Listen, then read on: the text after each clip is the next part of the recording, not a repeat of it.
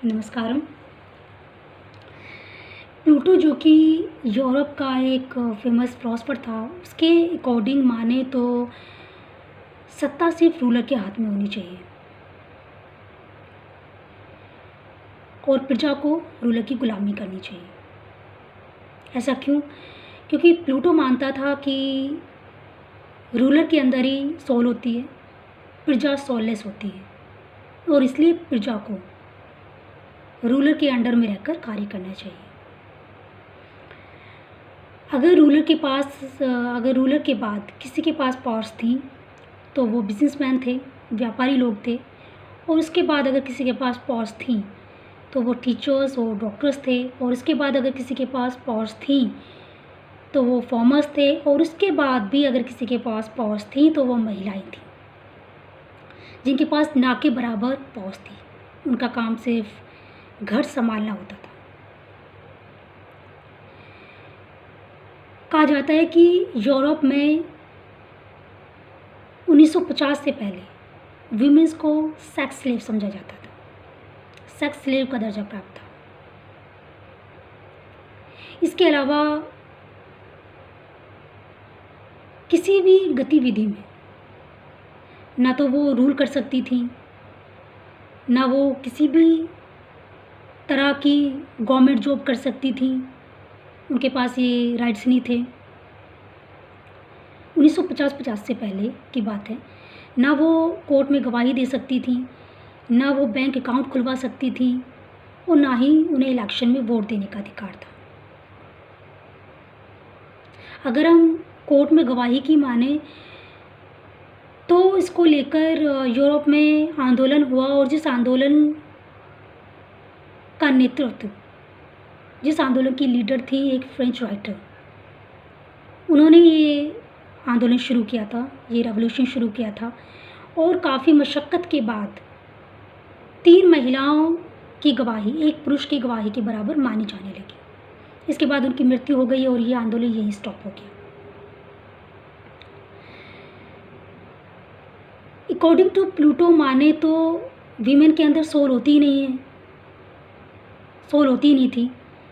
और अगर उसके अंदर सोल नहीं होती थी तो उसे किसी भी तरह की गतिविधि में पार्ट लेने का अधिकार नहीं था, क्योंकि उसके अंदर सोचने समझने की भी शक्ति नहीं थी। अगर सोल नहीं थी तो वो कुछ अच्छा सोच भी नहीं सकती थी, और अच्छा नहीं सोच सकती थी तो वो रूल कैसे कर सकती, वो वोट कैसे दे सकती, वो गवाही कैसे दे सकती, या वो गवर्नमेंट जॉब कैसे कर सकती। ये सब राइट्स उसके पास ना के बराबर थे। लेकिन हमारा अगर कल्चर हम उठाकर देखें, अगर हम अपने कल्चर के पास में जाएं तो हम क्या पाते हैं? अगर हम लॉर्ड मैकाले की नज़रों से देखें तो यहाँ पर गुरुकुलों की आचार्य महिलाएं हुआ करती थी। मुख्यतः गुरुकुलों की आचार्य महिलाएं हुआ करती थी। महिलाओं को रूल करने का अधिकार था। रानी लक्ष्मीबाई इसका इंस्टेंस है, रज़िया सुल्तान इसका इंस्टेंस है, और भी कई सारी महिलाएं हैं जिन्होंने रूल किया था। और विदुषी महिलाएं काफ़ी हमारे कल्चर में रही हैं। तो ये सब तो यूरोप में देखना ही बहुत मुश्किल था, क्योंकि सामान्य अधिकार भी महिलाओं को यूरोप में 1950 से पहले नहीं थे। तो आप सोच सकते हैं कि महिलाओं की यूरोप में क्या स्थिति रही होगी। महिलाओं को सिर्फ एक सेक्स स्लेव समझा जाता था, सिर्फ एक बच्चा पैदा करने की मशीन और घर संभालने वाली मशीन, सिर्फ इतना ही। जबकि हमारा पास्ट अगर महिलाओं को लेकर देखें तो कितना स्वर्णिम रहा है, कितना स्वर्णिम काल था जब महिलाओं को उत्कृष्ट दर्जा हमारे कल्चर में प्राप्त था। लेकिन आज इसका उल्टा है। आज यूरोप में महिलाओं को पहला दर्जा प्राप्त है और हमारे समाज में महिलाओं की स्थिति गौण हो चुकी है। अपने आसपास आप देख सकते हैं, मुझे बताने की ज़रूरत नहीं है।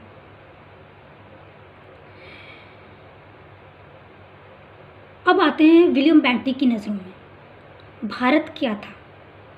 विलियम बेंटिक लिखता है कि भारत में सती प्रथा मौजूद थी ब्रिटिशर्स के आने से पहले, और इस प्रथा का खात्मा किया ब्रिटिशर्स ने। ऐसा लॉर्ड विलियम बेंटिक लिख कर गया है। उसका कहना था कि भारत में, मोस्टली राजस्थान में, सती प्रथा थी। महिलाओं को जबरन उसके पति के साथ जला दिया जाता था। ऐसा वो लिख कर गया है बाकायदा। इसके प्रूफ्स हैं, और अगर आप हिस्ट्री के स्टूडेंट रहे होंगे तो आपने ज़रूर पढ़ा होगा ये भी कि विलियम बेंटिक के द्वारा सती प्रथा की समाप्ति हुई, उसकी कोशिशों के द्वारा सती प्रथा की समाप्ति हुई, जो कि नितांत झूठ है। अगर हम अपना इतिहास उठाकर देखते हैं, अपने राइटर्स के द्वारा लिखा हुआ इस इतिहास, तो कहीं भी सती प्रथा का उल्लेख देखने को नहीं मिलता। तो क्या हम सिर्फ लॉर्ड विलियम बेंटिक की बातों पर यकीन कर लें? जबकि अगर हम अपने पूर्वजों से स्टोरी सुनते हैं तो उनकी स्टोरीज़ में भी कोई भी ऐसा वाकया सती प्रथा को लेकर नहीं आता। तो ये बात किसने फैलाई? जाहिर सी बात है कि ये बातें फैलाने वाले ब्रिटिशर्स थे, और उसमें भी मुख्य रूप से लॉर्ड विलियम बेंटिक। तो लॉर्ड विलियम बेंटिक क्या लिख कर गया है कि भारतवर्ष में सती प्रथा थी ब्रिटिशर्स के आने से पहले, और खात्मा ब्रिटिशर्स ने किया सती प्रथा का। और अगर हम अपने राइटर्स की नज़रों से देखें तो हमें मिलेगा कि सती प्रथा के मायने कुछ और हुआ करते थे। सती प्रथा थी, लेकिन उसके मायने कुछ और हुआ करते थे। सती प्रथा एक उत्कृष्ट पद्धति थी भारतीय सभ्यता के अंदर, भारतीय कल्चर के अंदर, जो अभी भी मौजूद है। अगर आप जनजातियों की तरफ निकल जाओ, हमारे देश में करीब 4000 जनजातियाँ हैं, जिनमें भील हैं, गोंड हैं। अगर हम उनकी तरफ निकल जाते हैं तो हमें पता चलेगा कि सती प्रथा क्या थी, क्योंकि उनके बीच में सती प्रथा आज भी मौजूद है। लॉर्ड विलियम बेंटिक के अनुसार सती प्रथा क्या थी कि महिला को उसके पति के साथ जला दिया जाता था। एक्चुअल में उसने ये आइडिया कैसे लगाया? एक्चुअल में ब्रिटेन में जिस समय लॉर्ड विलियम बेंटिक इंडिया यानी कि भारतवर्ष में था, और उसने ये चर्चा फैला रखी थी कि भारतवर्ष में सती प्रथा होती है, उस ज़माने में, उस टाइम के अंदर ब्रिटेन में 2000 महिलाओं को विच कहकर जला दिया गया था, डायन कहकर जला दिया गया था। और उसी की तर्ज पर लॉर्ड विलियम बेंटिक ने यहाँ भी एक चर्चा फैला दी कि भारतवर्ष में भी महिलाओं को पुरुष के साथ जला दिया जाता है।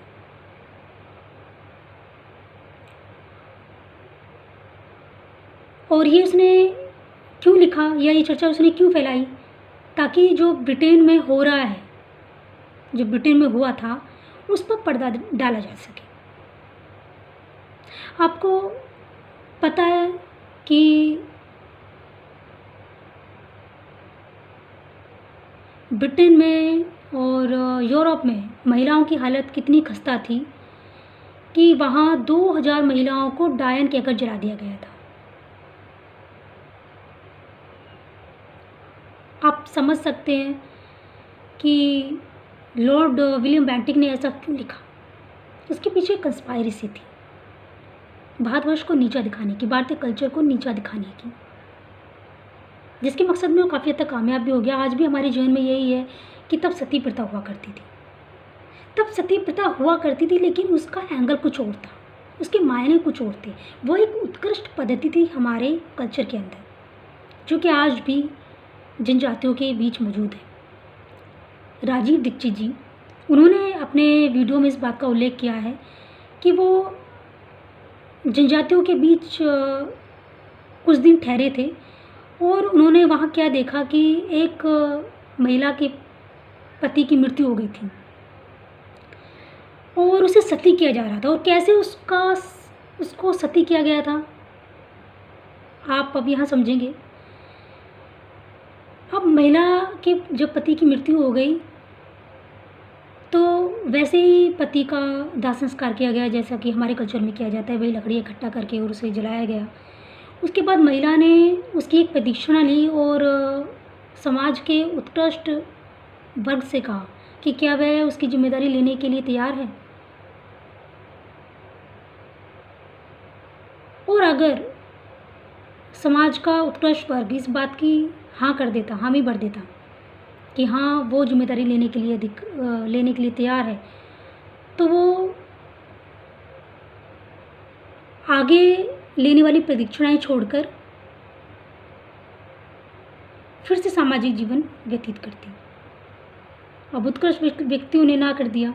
उसके बाद उसने दूसरी प्रदक्षिणा ली, फिर कहा कि क्या मेरी बेटी मेरी जिम्मेदारी लेना स्वीकार करती है। बेटी ने मना कर दिया। उसके बाद उसने कहा कि क्या समाज का महाजन वर्ग मेरी जिम्मेदारी लेने के लिए तैयार है। उन्होंने ही मना कर दिया। उसके बाद उसने कहा कि क्या समाज की महिलाएं उसका जिम्मेदारी लेने के लिए तैयार हैं। उन्होंने मना कर दिया। उसके बाद उसने कहा कि क्या मेरे रिश्तेदार, मेरे रिलेटिव मेरी जिम्मेदारी लेने के लिए तैयार हैं। उन्होंने ही मना कर दिया। उसके बाद उसने ऐसे ही 7 प्रदक्षिणाएं की और 7 प्रदक्षिणाओं में अपनी जिम्मेदारी लेने के लिए समाज के एक वर्ग से कहा। और जब उन्होंने मना कर दिया तब उसने प्रदक्षिणा छोड़कर 7 प्रदक्षिणाएं लेकर और फिर प्रदक्षिणा छोड़कर वो मंदिर की तरफ चली गई और उसने मंदिर में अपना सारा जीवन निकाल दिया। और चूँकि वो मंदिर में अपना डेरा जमा चुकी थी, मंदिर में रहना उसने स्टार्ट कर दिया था, अब वो लोगों के लिए आदरणीय हो चुकी थी, पूजनीय हो चुकी थी, क्योंकि उसने सांसारिक वासनाओं का त्याग कर दिया था। ऐसे में जब वो पूजनीय हो चुकी थी तो लोगों ने उसे सती कहना स्टार्ट कर दिया। जैसे आपने गाय बगाई सुना भी होगा, सती सत्यवती, जिन्होंने यमराज से अपने पति के प्राणों को छीन लिया था। तो काफ़ी उदाहरण रहे हैं सतियों के तो हमारे समाज के अंदर। तो सती उसे कहते हैं जो सांसारिक वासनाओं का त्याग करके अपना संपूर्ण जीवन परमपिता परमेश्वर के ध्यान में लगा देती है। उसे सती कहा जाता था और आज जनजातियों के बीच उसे ही सती कहा जाता है। हमारे समाज से तो सती प्रथा का उन्मूलन खैर हो ही चुका है, बिल्कुल ओवर हो चुकी है, लेकिन जनजातियों के बीच आज भी ये प्रथा मौजूद है, लेकिन उस तरीके से नहीं कि पति के साथ जला जाएगा, बल्कि उसका एंगल कुछ और है जो कि मैंने अभी आपको बताया। तो सती के अंदर, सती प्रथा के अंदर महिला पूजनीय हो जाती थी, लोगों के लिए आदरणीय हो जाती थी और सांसारिक वासनाओं का त्याग कर देती थी, जिसकी वजह से उसे सती कहा जाता था। लेकिन लॉर्ड विलियम बेंटिक ने इस बात को घुमा फिरा कर लोगों के सामने कैसे पेश किया कि भारतवर्ष में महिलाओं के प्रति इतना अत्याचार होता है कि महिलाओं को पतियों के साथ जला दिया जाता है।